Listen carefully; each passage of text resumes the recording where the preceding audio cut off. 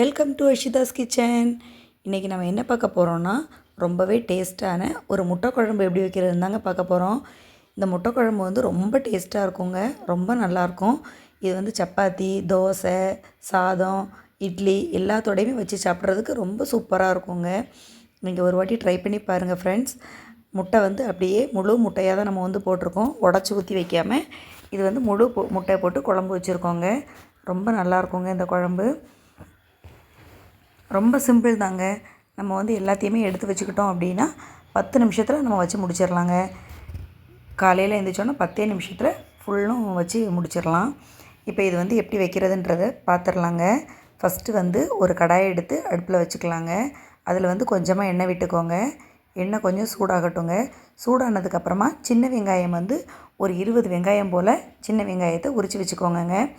சின்ன வெங்காயம் போட்டு நல்லா எல்லாத்தையும் நல்லா வதக்கி விட்டுருங்க.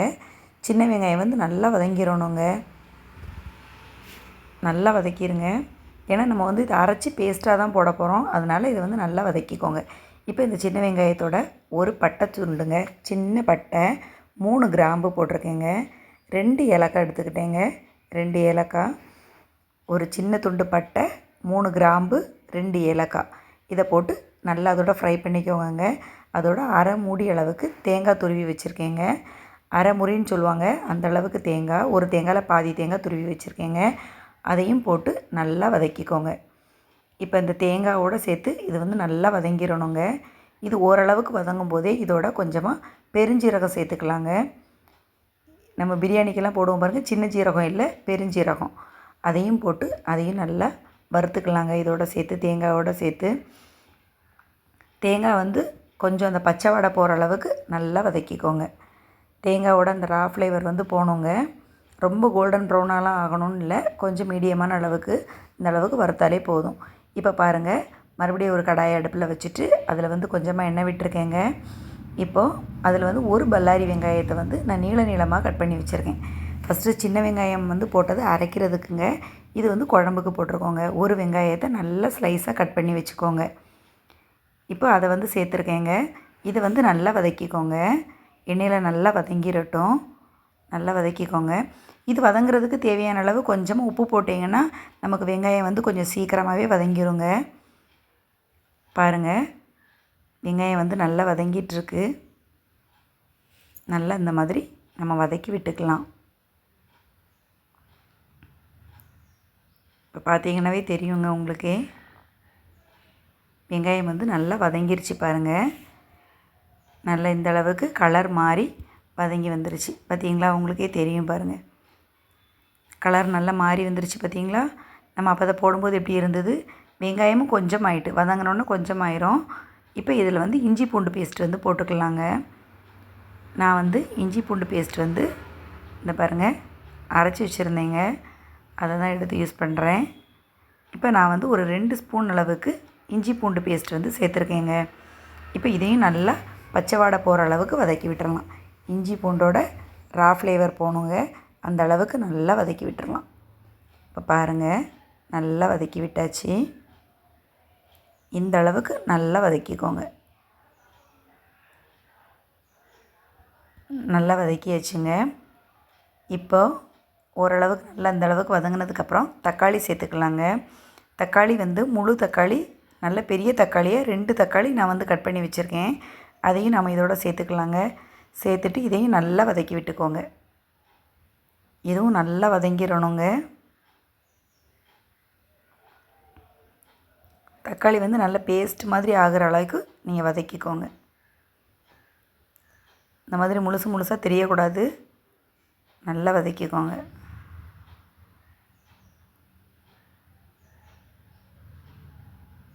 பாருங்கள், இந்த அளவுக்கு நல்லா வதங்கிருச்சு பாருங்கள்.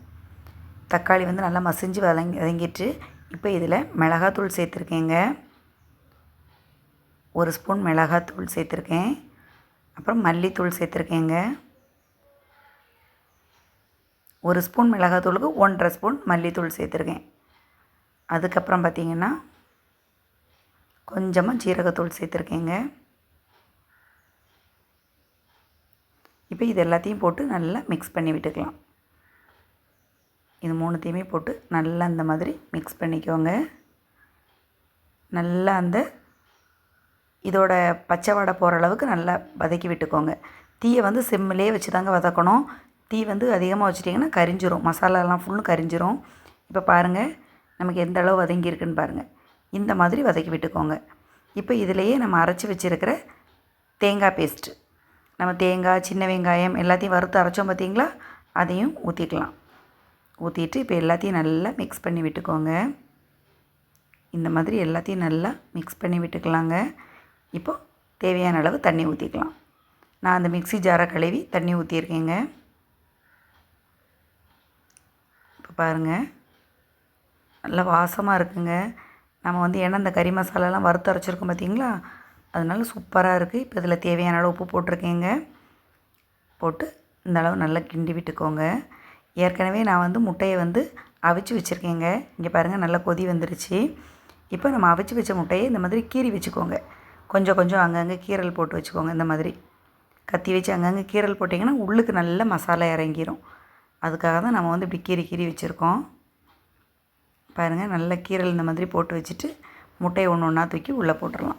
எல்லா முட்டையுமே இப்படி கீறி கீறி தாங்க வச்சுருக்கேன். நீங்களும் இந்த மாதிரி நல்ல கீரல் போட்டு வச்சுக்கோங்க கத்தி வச்சு. அப்போ தான் உங்களுக்கு வந்து நல்ல மசாலாலாம் உள்ளே போய் சூப்பராக இருக்கும் டேஸ்ட்டாக. இப்போ எல்லா முட்டையுமே போட்டுக்கலாங்க. ஒரு 5 நிமிஷம் போல் இருக்கட்டும். ஏன்னா அந்த முட்டைக்குள்ளே வந்து கொஞ்சம் அந்த மசாலா இறங்கணுங்கிறதுக்காக ஒரு 5 நிமிஷம் இருக்கட்டுங்க. குழம்பு வந்து கொஞ்சம் வற்றட்டும். அவ்வளோதான், சூப்பரான இது நமக்கு ரெடி ஆயிருங்க முட்டை குழம்பு. நல்லா கொதிச்சுட்டு பாருங்கள், மூடி வச்சிடலாம். ஒரு 5 நிமிஷம் மூடி இருக்கட்டும். 5 நிமிஷம் கழித்து பார்த்திங்கன்னா இந்த பாருங்கள் சூப்பராக வந்து சூப்பராக முட்டை குழம்பு ரெடி ஆயிடுச்சு. அவ்வளோதாங்க, நம்மளோட டேஸ்ட்டான சூப்பரான முட்டை குழம்பு ரெடிங்க. இப்போ அது வேறு பாத்திரத்தில் மாற்றி வச்சிடலாங்க. பாருங்கள் ரொம்ப சூப்பராக இருக்குங்க. நீங்கள் ட்ரை பண்ணி பாருங்கள் ஃப்ரெண்ட்ஸ். இதை வந்து நீங்கள் தோசைக்கு சாப்பிட்டுக்கலாம், இட்லிக்கு சாப்பிட்டுக்கலாம், சப்பாத்திக்கு சாப்பிட்டுக்கலாம், சூடாக சாதத்தோடு பிசைஞ்சு சாப்பிட்டாலும் சூப்பராக இருக்குங்க, நல்லாயிருக்கும். இது ஒரு வாட்டி நீங்கள் ட்ரை பண்ணி பாருங்கள் ஃப்ரெண்ட்ஸ். பாருங்கள் நல்ல மசாலாலாம் இறங்கி முட்டை குழம்பு சூப்பராக வந்திருக்குங்க. நல்லா இருக்குது பாருங்கள். குழம்பு திக்காகவும் இல்லாமல் ரொம்ப தண்ணியாகவும் இல்லாமல் மீடியமான அளவில் இருக்குது. இந்த மாதிரி தாங்க இருக்கணும். அப்போ தான் வந்து கரெக்டாக இருக்கும் நமக்கு. ரொம்ப கெட்டியாக இருந்தாலும் ஒரு மாதிரி இருக்கும், ரொம்ப தண்ணியாக இருந்தாலும் ஓடும். இந்த மாதிரி கரெக்டான பதமாக இருந்ததுன்னா சூப்பராக இருக்குங்க. பார்த்தீங்களாங்க எவ்வளோ சூப்பராக ரெடி ஆகிருக்குன்னு. நீங்களும் ட்ரை பண்ணி பாருங்கள் ஃப்ரெண்ட்ஸ். ட்ரை பண்ணி பார்த்துட்டு எப்படி இருக்குங்கிறத கமெண்ட்டில் சொல்லுங்கள். மறக்காமல் என்னோடய சமையல் உங்களுக்கு பிடிச்சிருந்ததுன்னா சப்ஸ்கிரைப் பண்ணுங்கங்க, லைக் பண்ணிடுங்க, ஷேர் பண்ணிடுங்க.